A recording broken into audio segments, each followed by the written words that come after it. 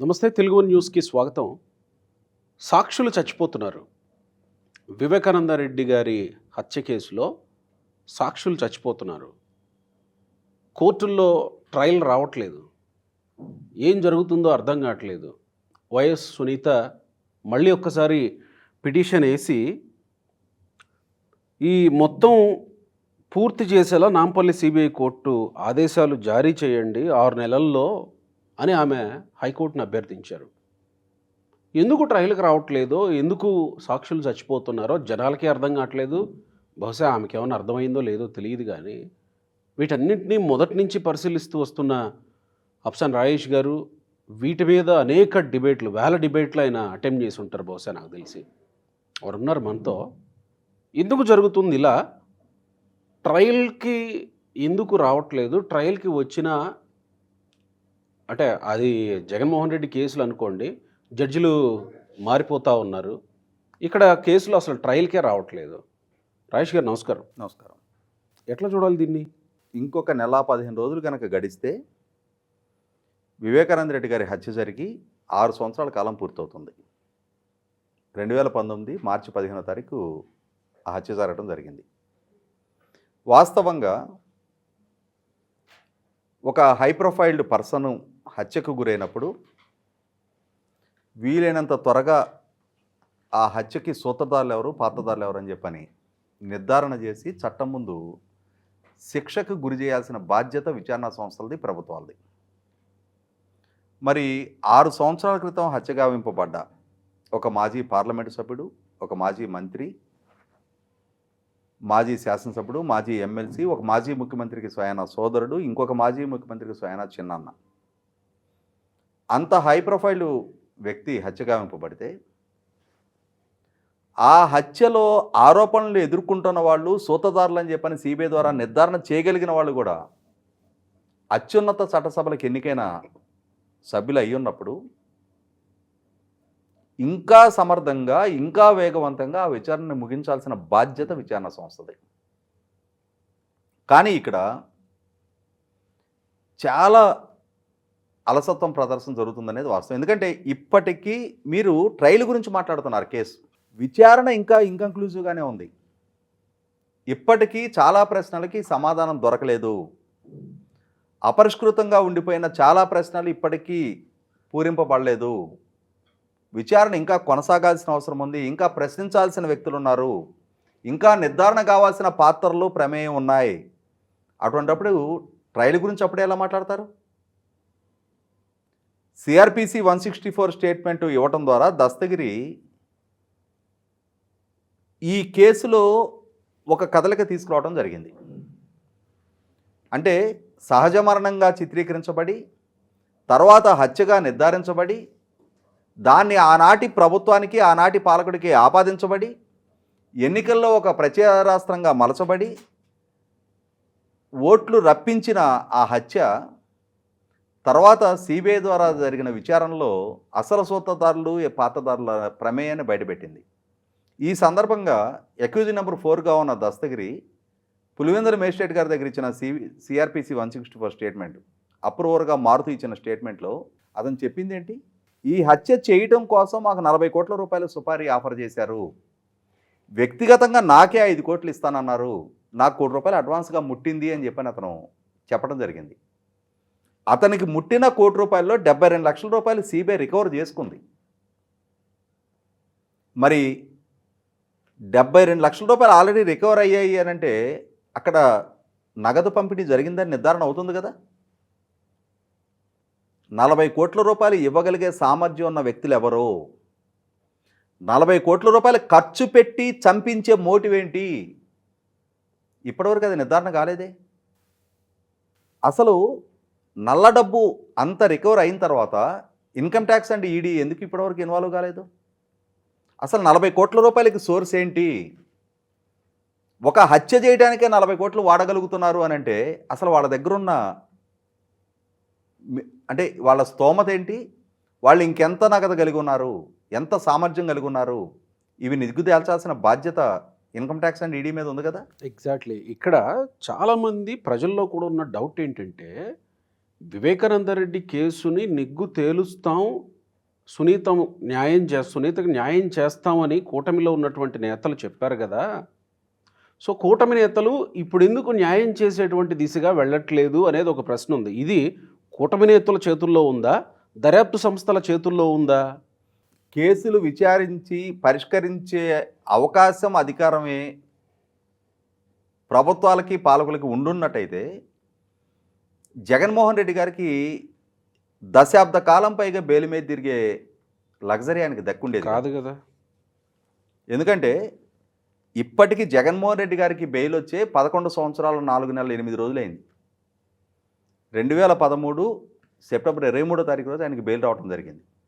అంత లగ్జరీ ఆయనకి దక్కుతుంది అని అంటే అది న్యాయ వ్యవస్థలో, విచారణ వ్యవస్థలో జరుగుతున్న లోపం కారణంగా, ఉన్న లూప్ హోల్స్ని ఎక్స్ప్లాయిట్ చేసుకోవటం కారణంగా లగ్జరీ ఆయనకి దక్కుతుంది తప్ప ఆయనకి రాజకీయ ప్రత్యర్థులుగా ఉన్నారు కాబట్టి పాలకులు న్యాయ వ్యవస్థను, విచారణా సంస్థలను ఇన్ఫ్లుయెన్స్ చేయగలగటం అంటే ప్రభుత్వ పరంగా ఒత్తిడి పెంచగలుగుతారు, విచారణా సంస్థని డిమాండ్ చేయగలుగుతారు, లేదంటే కేసులో ఇంప్లీడ్ కాగలుగుతారు. కేసుల విచారణ వేగవంతం చేయండి, సాక్షులు ప్రభావితం అవుతున్నారు అని ప్రభుత్వ పరంగా ఇంప్లీడ్ అయ్యి వారి వాదన వినిపించగలుగుతారు. ప్రభావితం కావడం కాదు, సాక్షులు చచ్చిపోతున్నారు అనేది ఇక్కడ ఆవేదన. అంటే ఇవాళ ఇది వివేకానంద రెడ్డి గారి కేసుకి సంబంధించి శ్రీనివాసరెడ్డి అనుమానాస్పదంగా మరణించడం జరిగింది, గంగాధర్ రెడ్డి అనుమానాస్పదంగా మరణించడం జరిగింది. ఆ రోజు అక్కడ సాక్ష్యాలు ట్యాంపర్ చేయటంలో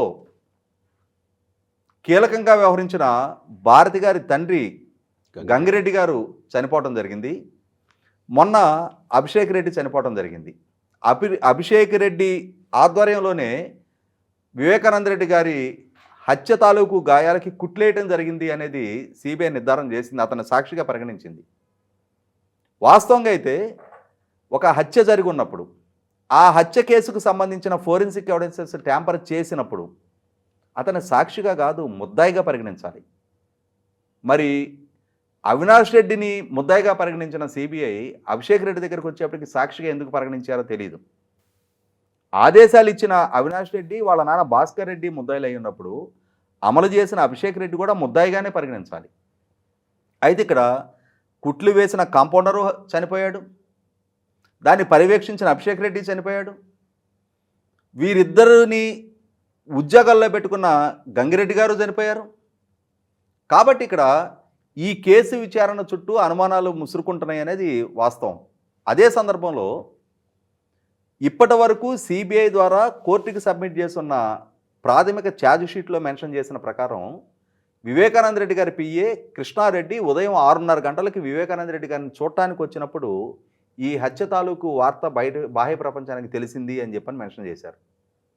కానీ తర్వాత రోజుల్లో వీకెండ్ కామెంట్ బై ఆర్కేలో రాధాకృష్ణ గారు తెల్లవారుజామున 4 గంటలకే జగన్మోహన్ రెడ్డి గారి సమక్షంలో మేనిఫెస్టో గురించి చర్చించడానికి సమావేశమైన ఉమ్మారెడ్డి వెంకటేశ్వర గారితో, అజయ్ కల్లం రెడ్డి గారితో జగన్మోహన్ రెడ్డి గారు ప్రస్తావించారు అన్న అంశాన్ని బ్లాస్ట్ చేసిన తర్వాత అప్పుడు వారిద్దరిని విచారించిన సిబిఐ కూడా అజయ్ కల్లం రెడ్డి గారు స్వయాన వాంగ్మూలం ఇచ్చారు కదా. తెల్లవారుజామున 5 గంటలకి అని వాంగ్మూలం ఇచ్చారు, అంటే 4 గంటల బదులు 5 గంటలని వాంగ్మూలం ఇచ్చారు. అంటే ఇక్కడ 4, 5 ఇర్రెలవెంట్. సిబిఐకి కృష్ణారెడ్డి ద్వారా తెలిసింది అన్న సమాచారం నమోదుకి ముందుగానే జగన్మోహన్ రెడ్డి గారికి అయితే సమాచారం అందినట్టుగా నిర్ధారణ అవుతుంది కదా. మరి తన సొంత చిన్నాన్న ఆయన హత్య గావింపబడి ఉంటే రాష్ట్రంలో బాధ్యత కలిగిన ప్రధాన ప్రతిపక్ష నాయకుడు హోదాలో ఉన్న జగన్మోహన్ రెడ్డి గారు, అటు కుటుంబ సభ్యుడిగా ఇటు రాష్ట్రంలో లీడర్ ఆఫ్ ద అపోజిషన్ హోదాలో ఉన్న జగన్మోహన్ రెడ్డి గారు ఇమ్మీడియట్గా లోకల్ పోలీస్ని ఎందుకు అలర్ట్ చేయలే? తన నియోజకవర్గంలో తన చిన్నాన్న జరిగింది ఒక హత్య, అలర్ట్ చేసి ఉండాల్సిన బాధ్యత జగన్మోహన్ రెడ్డి గారిది. ఎందుకు చేయలేదు ఆయన? ఆయన కుటుంబ యాజమాన్యంలో ఉన్న మీడియా సంస్థల ద్వారా ఆయనకి తెల్లవారుజామునే హత్య జరిగిందని చెప్పిన సమాచారం అందినా కూడా సహజ మరణం అని చెప్పని ఎందుకు ప్రచారం చేయించారు? ఎందుకు జగన్మోహన్ రెడ్డి గారి ద్వారా ఈ రోజుకి సిబిఐ ద్వారా పలానా వ్యక్తులు సూత్రధారులు పాతదారులను నిర్ధారణ జరిగిందో వారిని కాపాడే ప్రయత్నం జరుగుతూ ఉంది? అవినాష్ రెడ్డి అరెస్టుని అడ్డుకోవడానికి అవినాష్ రెడ్డి పులివెందుల నుంచి జనాన్ని పోగు చేసి సిబిఐ అధికారులను బెదిరించే ప్రయత్నం చేస్తున్నప్పుడు పోలీసుల చేత సహాయ నిరాకరణ ఎందుకు చేయించారు? తన సొంత మీడియాలో వివేకానంద రెడ్డి గారి వ్యక్తిత్వానికి ఎందుకు పాల్పడుతూ వచ్చారు? డాక్టర్ సునీత గారినే బాధ్యులుగా ఎందుకు చేస్తూ వచ్చారు? ఇవన్నీ జరిగినాయి. ఇప్పుడు కోర్టుల్లో కూడా ట్రయల్కి రావట్లేదు అనేది ఆమె ఆవేదన. నేను చెప్తుంది ఏంటంటే ఉమ్. ట్రయల్కి రావాలంటే విచారణ పూర్తి కావాలి. విచారణ జరగట్లేదు. ఇప్పటికీ ఇప్పుడు నేను లేవనెత్తిన ఒక కామన్ సివిలియన్గా నాకే ఇన్ని ప్రశ్నలు కళ్ళ ముందు కనిపిస్తూ ఉంటే, దానికి తోడు విజయసాయి రెడ్డి మొన్న గుండెపోటని ఎందుకు చెప్పావయ్యా అని అంటే నాకు అవినాష్ రెడ్డి చెప్పాడని ఆయనే ఒప్పుకున్న ఢిల్లీలో. అదే చెప్తున్నా. ఇన్ని సమస్యలు, ఇన్ని సవాళ్ళు, ఇన్ని ప్రశ్నలు ఇప్పటికీ అపరిష్కృతంగా ఉండిపోయి కళ్ళ ముందు కనిపిస్తూ ఉన్నప్పుడు విచారణ పూర్తి కానప్పుడు ట్రయల్కి ఎలా వస్తుంది? ఆమె ట్రయల్కి రావాలని ఆశించుతున్నారు అని అంటే ముందు విచారణ పూర్తి చేయమని కోరుకుంటున్నారు. మరి ఆ విచారణ కూడా జరగట్లేదు. జరిగి తీరాలి. ఇవాళ ఒంటరి పోరాటం చేస్తున్న డాక్టర్ సునీత గారికి అండగా మీరు ఇందాక ప్రస్తావించిన ఎన్డీఏ పక్షాలు, ప్రభుత్వ పరంగా వీరు కూడా ఇంప్లీడ్ అయి తీరాలి. ఆ కేసుల విచారణ వేగవంతంగా జరగాలి అని చెప్పని రాష్ట్ర ప్రభుత్వ పోలీసుల ఆధ్వర్యంలో కనుక విచారణ జరుగుతూ ఉంటున్నట్టయితే, ఆ రోజు చంద్రబాబు నాయుడు గారి ప్రభుత్వం సిట్ కాన్స్టిట్యూట్ చేశారు సీనియర్ ఐపీఎస్ అధికారులతోటి. ఆ రోజు ఇంటెలిజెన్స్ చీఫ్గా ఏబి వెంకటేశ్వర గారు ఉన్నారు. వారికి కీలక సమాచారం ఆనాటికే అందింది. అటువంటి స్థితిలో జగన్మోహన్ రెడ్డి గారికి ఆ వాస్తవాలు ఎన్నికల ముందు కనుక బయటకు వస్తే ఏం జరుగుతుందనేది తెలుసు కాబట్టే ఆయన న్యాయస్థానాన్ని అప్రోచ్ అయ్యి గ్యాగ్ ఆర్డర్ తెచ్చుకున్నారు. ఈ అంశాలు చర్చనీయాంశం కాకూడదు అని చెప్పని. కానీ మొదటి నుంచి నిందలు మోపబడ్డ చంద్రబాబు నాయుడు గారు ఆ రోజు అన్యాయంగా తన మీద తన వ్యక్తిత్వానికి పాల్పడుతూ రాజకీయంగా తనని దెబ్బకొట్టే ప్రయత్నం చేస్తున్న సందర్భంలో కూడా తాను ముఖ్యమంత్రి హోదాలో ఉండి చట్టపరంగా దాన్ని హ్యాండిల్ చేయడంలో అలసత్వం ప్రదర్శించారనేది వాస్తవం. ఇక్కడ నాకు వచ్చిన డౌట్ ఉంది. ఇప్పుడు మీరు ఏవి వెంకటేశ్వరరావు గారి ప్రస్తావన తీసుకొచ్చారు కాబట్టి అంటున్నా, ఇప్పుడు ఏమన్నా విచారణ సంస్థలు ఏబీవీ గారి దగ్గర ఏమన్నా దీనికి సంబంధించినటువంటి ఎవిడెన్సెస్ తీసుకోవడానికి ఏమన్నా ఆయన దగ్గర నుంచి కొంత సమాచారం తీసుకోవడానికి ఏమన్నా ప్రయత్నించారు? గతంలోనే ఫార్మర్ ఇంటెలిజెన్స్ చీఫ్గా నా దగ్గర ఆ హత్య కేసుకు సంబంధించిన చాలా మెటీరియల్ ఆఫ్ ఎవిడెన్స్ ఉంది, సిబిఐ వారిని నేను కాంటాక్ట్ చేస్తున్నాను, వారి వైపు నుంచి స్పందన రావటం లేదు అని వారు మీడియాలో చెప్పడం జరిగింది. తర్వాత సిబిఐ వారికి వారు సమాచారం ఇవ్వటం కూడా జరిగింది. వారి దగ్గర నుంచి కీలక సమాచారం అందుకున్న తర్వాతే ఆ విచారణ అసలు గేర్లో పడింది. కాబట్టి ఇవాళ డాక్టర్ సునీత గారి కోరిక మేరకు ట్రయల్ స్టేజ్కి కేసు రావాలి అని అంటే ఇప్పటికీ అసలు సూత్రధారులు పెద్ద మనుషులుగానే బయట చలమణవుతూ ఉన్నారు. 40 కోట్ల రూపాయలు ఇచ్చి చంపించే మోటివ్ ఏంటి అనేది నిర్ధారణ కానంత వరకు, అంత ఖర్చు పెట్టే స్తోమత ఉన్న వ్యక్తులు ఎవరు అని నిర్ధారణ కానంత వరకు, దస్తగిరికి ₹1 కోటి ముట్టాయి అని అంటే ఉమాశంకర్ రెడ్డి, సునీల్ యాదవ్, గంగిరెడ్డికి కూడా ఇంకెంత ముట్టి ఉండొచ్చు. కాబట్టి ఇక్కడ 100కి 100 పాళ్ళు ఇప్పటికీ అసలు మూలాల్లోకి కేసు విచారణ చేరలేదనేది వాస్తవం. మీరు అన్నట్టు విచారణ సంస్థలది ఒక పక్క విచారణ కొనసాగుతుంది, అదొక పక్కన ఉంచితే దానికి సంబంధించి ప్రభుత్వం ఇంప్లీడ్ అవ్వడం లేదా విచారణ సంస్థల మీద ఒత్తిడి తీసుకురావడం ఇది చేయొచ్చు అని మీరు అంటున్నారు. కానీ ఇదే వైఎస్ కుటుంబానికి చెందిన వైఎస్ వెంకటరెడ్డికి, వైఎస్ జగన్మోహన్ రెడ్డి ఇంకొక బాబాయికి, వీళ్ళందరికీ ఇదే కూటమి ప్రభుత్వం గన్లు లీజుకి ఇచ్చుకుంటూ పోతూ ఉంది. సో వీళ్ళ ఒత్తిడి తెచ్చేది, వీళ్ళ ఇంప్లీడ్ అయ్యేది అనే అనుమానాలు కూడా జనాలకు వస్తాయి కదా. ఇక్కడ ప్రభుత్వం తన ప్రయారిటీస్ డిసైడ్ చేసుకోవడంలో కొంత వెనకబడుతుందనేది వాస్తవం. ఇవాళ వెంకటరెడ్డికి గనుల కేటాయింపు జరిగిన అంశం మైనింగ్ మినిస్టర్ నాలెడ్జ్లోనే లేదు అనేది స్వయంగా మైనింగ్ మినిస్టరు అడ్మిట్ కావడం జరిగింది. ఆయన ఆ ప్రొసీడింగ్స్ని స్తంభింపజేయడం జరిగింది. అలాగే ఈరోజు మల్లికార్జున రెడ్డికి సంబంధించిన క్వాడ్జ్ మైన్స్ అంశం కూడా ఈరోజు వెలుగులోకి వచ్చింది. ఒకటైతే వాస్తవం, ఇప్పటికీ అధికార వ్యవస్థలో వారికి అనుకూలంగా వ్యవహరించే కీలక అధికారులు కొందరు ఉన్నారు. దశాబ్దాల తరబడి వాళ్ళు రాజకీయాల్లో ఉన్నారు, మొన్నటి వరకు అధికారంలో కొనసాగుతూ ఉన్నారు. ఆ రేపో ఉంటుంది కొంతమందికి. ఆ ఫేవరిజం చేసే వ్యక్తులు కొందరు కీలక స్థానాల్లో ఉంటారు. ఎందుకంటే ఊరక చేయరు మహాత్ములు అన్నట్టుగా ఇచ్చిపుచ్చుకోవటాలు సక్రమంగా జరుగుంటాయి. కాబట్టి అసలు రూల్స్ ఫాలో అవ్వటం కన్నా కూడా ఈ ఇచ్చిపుచ్చుకునే చుట్టరకం మీద చాలా త్వరగా పనులు జరుగుతాయి. ఖచ్చితంగా అది అధికారుల వరకే పరిమితమా?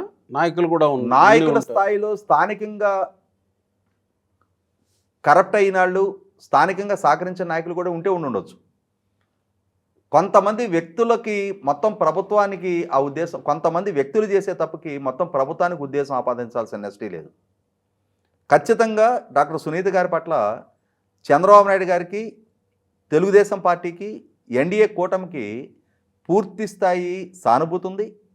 జరిగిన అంశం పట్ల ఖచ్చితమైన విచారం జరగాలి అని చెప్పని ప్రతి ఒక్కరూ కోరుకుంటా ఉన్నారు. అసలు సిసల సూత్రధారులు బయటికి వచ్చి తీరాలని చెప్పని అందరి మనసులో ఉన్న కోరికే. కాబట్టి వీళ్ళ వైపు నుంచి విచారణకు ప్రతిబంధకాలు కల్పించే ప్రయత్నం జరగదు.